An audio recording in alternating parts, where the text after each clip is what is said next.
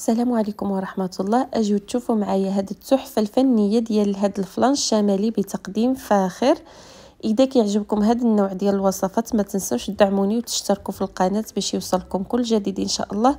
ويلا ما نطولش عليكم ونمشيو للمقادير والمكونات.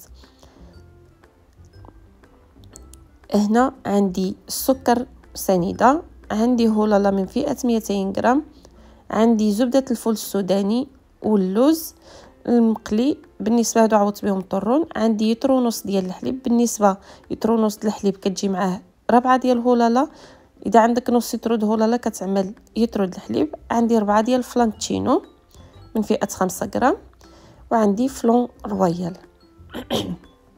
ناخذ اللوز وغادي نطحنو في الماكينه الخاصه بالطحن ديال الحاجه جافه كيف ما كتشوفوا معايا.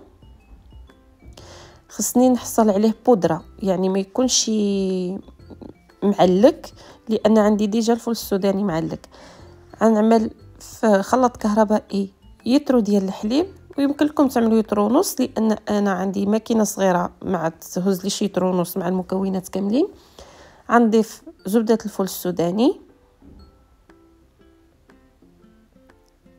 2 معالق كيف ما كتشوفوا، وكذلك بودره ديال اللوز المقلي.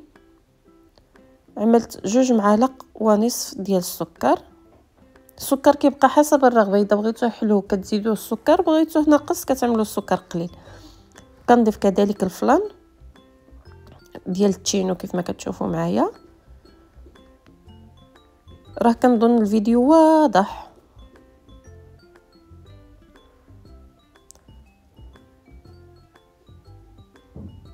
وغنضيف كذلك الفلان رويال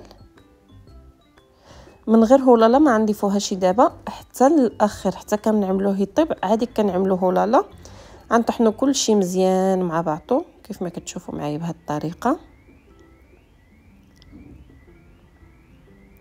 من بعد ما تطحن لي مزيان عادي نعملو فواحد كاسرونه.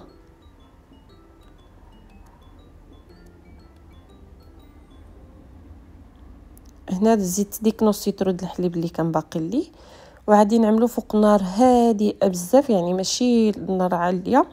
وكنضيف داك هولالا انتما كيف ما كتشوفوا معايا، وكنحرك غير بشويه.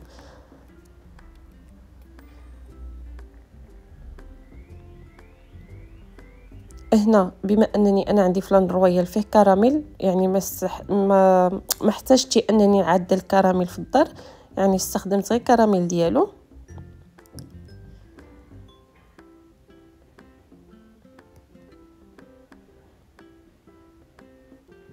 هانتوما كيف ما كتشوفوا معايا كنوزع بهذا الشكل هذا في الاناء.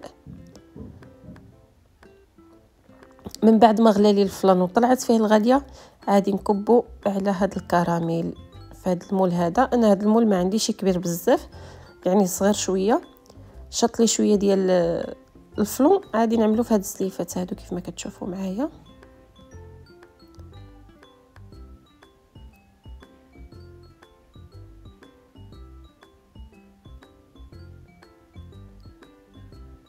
من بعد ما خليتو ليله كامله في الثلاجه، كنجبدو وكنعملو باش نقدموه في التزيين. عندي هنا اللوز ايفيلي، التزيين كيبقى اختياري، يعني كل واحد باش كيبغي يزين. انا اختاريت يكون انه مزين بالفواكه واللوز والقرقاع كيف ما كتشوفوا معايا هانتوما. صراحه كيجي في المنظر رائع، واذا كانوا معكم الضياف ولا مجي عندكم شي حاد ولا شي عراضه، يعني كنصحكم انكم تستعملوه، كيجي راقي بزاف. انتم كيف ما كتشوفوا كنزينوا، كل واحد كيزين بالطريقه اللي كتعجبه. انا مجرد تزيين عادي انتم كيف ما كتشوفوا.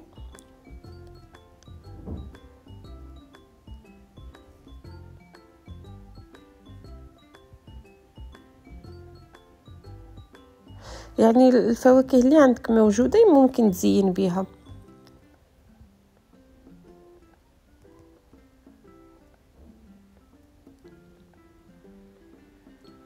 نبقى بهذه الطريقه حتى نكمل التزيين ديال الفلون ديالي. وها هو الشكل النهائي. كنتمنى يعجبكم وتجربوه، واذا عجبكم ما تنساوش تشاركوا معايا